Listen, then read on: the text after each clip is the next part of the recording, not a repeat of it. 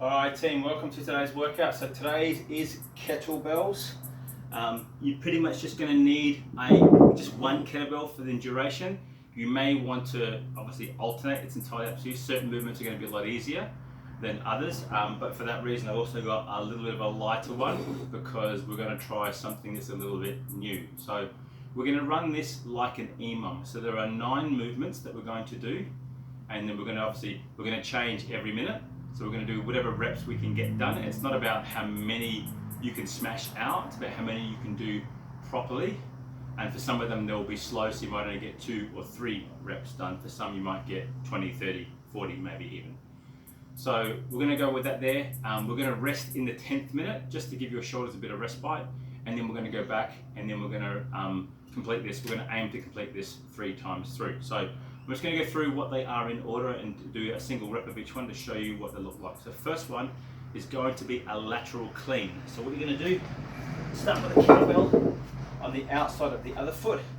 We're going to clean it to here, but as we clean, we're going to twist and rotate. So smoke from the side, we're going to clean, and we're going to bring it back down, and we're going to bring it into the clean position. So like a golfer, I've swung my hip through, and I've brought it back down to the other side. So with a lateral clean, what I want you to do is I want you to go for 30 seconds. So the timer that I use beeps at the 30-second mark, tells you it's halfway.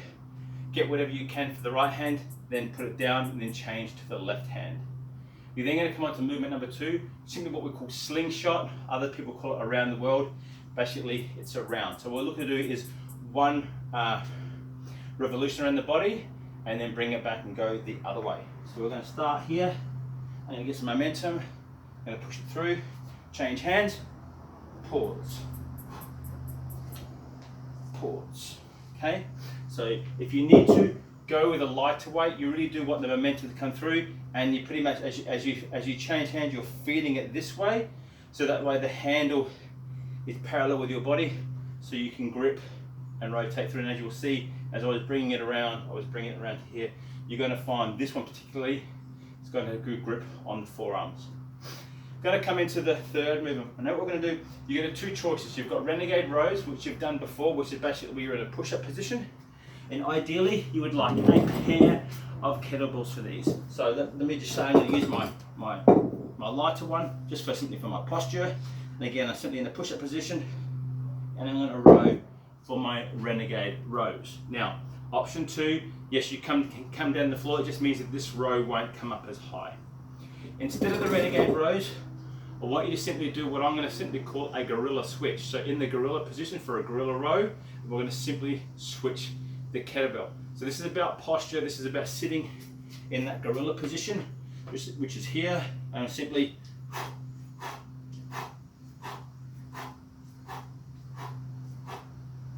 so I'm sitting in that position, and again I'm working through here, I'm working through my glutes and my shoulders. I'm lifting and dropping, lifting and dropping. Does play a little bit of havoc if it's the first time you're doing it up in your upper back, so please make sure you're sitting with your posture up and you are not rounded in your back. From here, this next one is a challenge. I'm going to give you 2 options.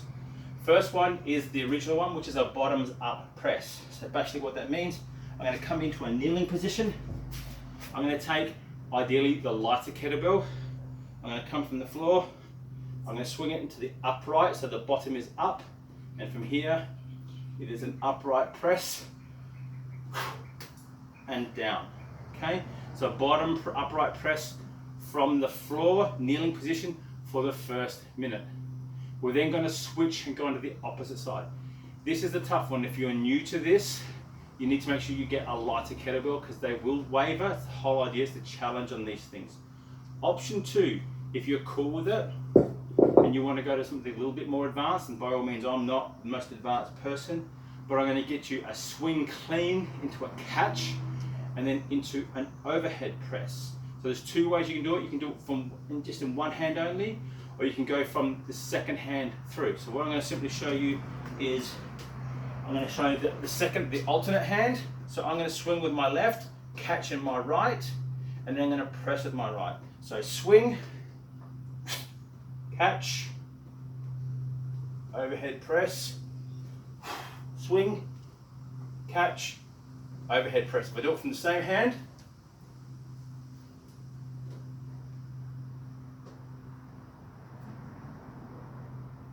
okay, so it requires you to make sure that when you're dropping it with the handle upright, so that way as you drop it, you can bring it in, you can swing, and as you bring it up like you'll be doing the snatch, you're flicking your wrist to bring the handle away from you, so you can catch it on the firm part of the bell, and then from here, press. Definitely not something I would say to do with a really heavy kettlebell, for fear of A, dropping it, or smacking yourself in the head.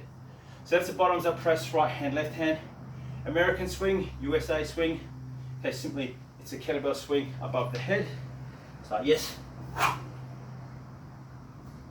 So I'm using my hip drive and a little bit of muscling to get it above the head is the American kettlebell swing. From there, as I told you before, we had the bottoms up press. If you want to, you can go right hand, American swing, left hand, or you can go right, left, American swing, entirely up to you. Coming to the last two movements, simply there are 3 rounds, a right hand, a double-handed movement, and a left hand. So we're going to do a half Turkish get-up.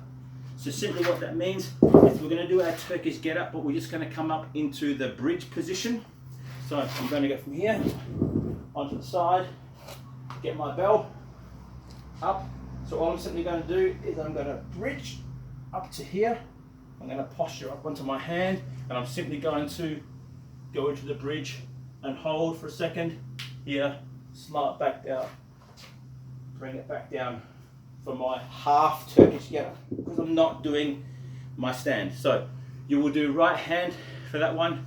Next round you will do left hand, and then you're going to finish on your normal Russian swing that everyone's familiar with. Got some variations with this. Because this is the last round before the minute rest, you're just going to try and get as many as you can done. You can go slow, you can go ballistic, it's entirely up to you. So